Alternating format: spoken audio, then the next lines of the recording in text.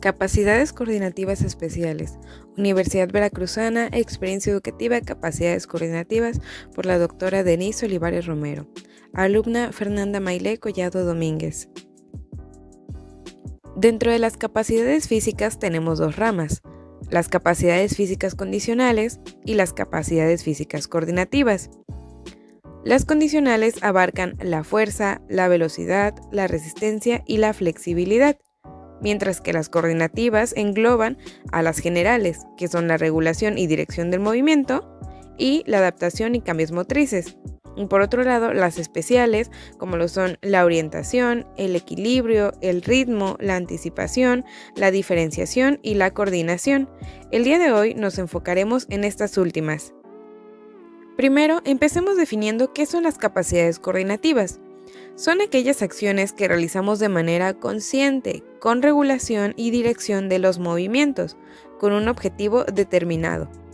Por ejemplo, si yo quiero saltar de un lado a otro, lo puedo realizar regulando qué tan alto o bajo, lejos o cerca y hacia qué dirección, enfrente, atrás, izquierda o derecha.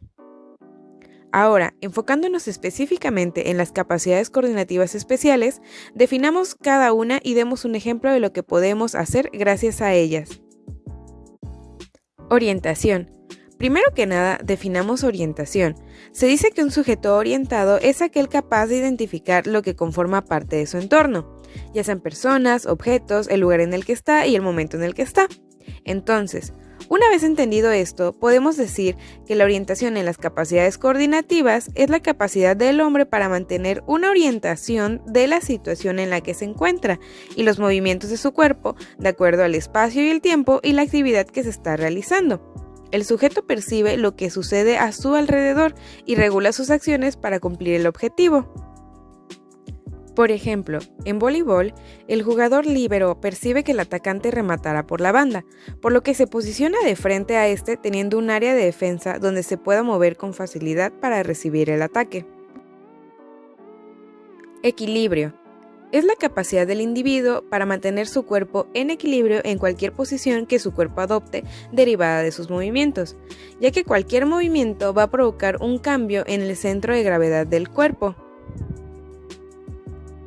En voleibol, un ejemplo sería, cuando el colocador va a realizar un acomodo brincando, debe coordinar perfectamente su equilibrio para realizar el acomodo con su cuerpo bien posicionado en el aire y aterrizar con ambos pies sin caer.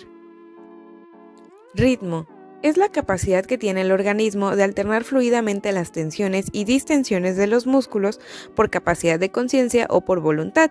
La persona puede identificar el ritmo al que necesita efectuar los movimientos en la ejecución de un ejercicio y puede influir en ellos, variarlos, diferenciarlos, acentuarlos y crear nuevos ritmos.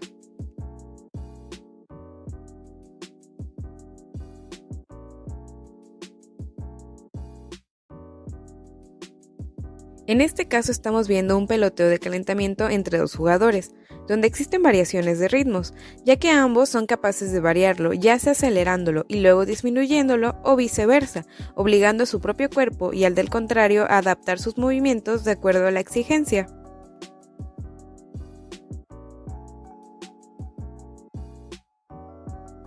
Anticipación. Es la capacidad del hombre de anticipar la finalidad de los movimientos y se manifiesta antes de la ejecución del movimiento. Se divide en dos tipos, la anticipación propia y la anticipación ajena. La anticipación propia se manifiesta de forma morfológica cuando se realizan movimientos anteriores a las acciones posteriores. Por ejemplo, cuando se va a realizar un acomodo, se realiza un movimiento anticipado en el que te posicionas de acuerdo a la zona a dirigir el voleo.